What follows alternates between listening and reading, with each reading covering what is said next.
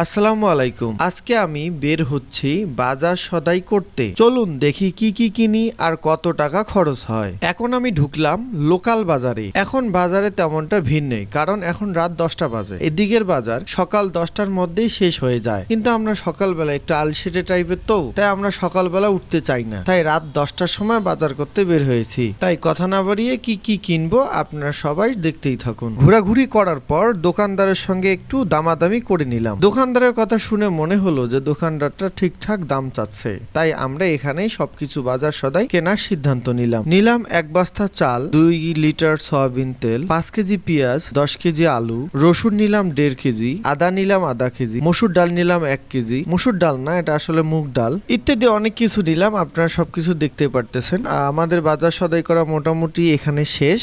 এখন একটু কাঁচা বাজারের মধ্যে আমরা ঢুকলাম। কাঁচা বাজারের মধ্যে নেওয়ার কিছুই নেই। আজকে আমরা সিদ্ধান্ত নিয়েছি যে না, আমরা সকালবেলায় বাজার করব, তাই শুধু নিলাম কাঁচামরিচের যে ঝাল আর তার সঙ্গে যে দামের সঙ্গে, তাই আমরা মাত্র 30 টাকার কাঁচামরিচ নিলাম 100 গ্রাম। আর ব্যাচেলার মানুষ তো, আর ম্যাচের খাবার যেমন হয় কোন রকম টানটুন করে চলা। যারা ম্যাচের বাজার সদাই করেন তারা কিন্তু জানেন যে বাজার সদাই করা ঝামেলা আর কতটা প্যারা। সবকিছু আমরা বস্তা করে নিয়ে নিলাম। এখন একটা রিক্সা নিয়ে সবকিছু উঠিয়ে দিলাম। সবকিছু কিনে এখন বাসায় যাচ্ছি, ব্যাগ ভর্তি বাজার। সব মিলে খরচ হলো প্রায় 3800 টাকা, কিন্তু অটো রিক্সায় করে গেলাম মাত্র 40 টাকা দিয়ে। কিন্তু আসার সময় এই ভাইয়া নিল 100 টাকা। বললাম যে ভাই এত টাকা বেশি নিলেন কেন? কয় ভাই রাত অনেক হয়েছে তো তাই নিলাম। তো যাই হোক, বললো 100 টাকা, তাই দিয়ে দিলাম। তো সবকিছু ওকে, এখন আমরা বাজারগুলো রেখে দিলাম। তো সবাই ভালো থাকবেন, সুস্থ থাকবেন। আর যারা ম্যাচের বাজার করেন, কতটা প্যারা আর কতটা দুশ্চিন্তার আর কতটা সমস্যাকর, আপনি অবশ্যই কমেন্ট করে কমেন্ট বক্সে জানিয়ে দেবেন।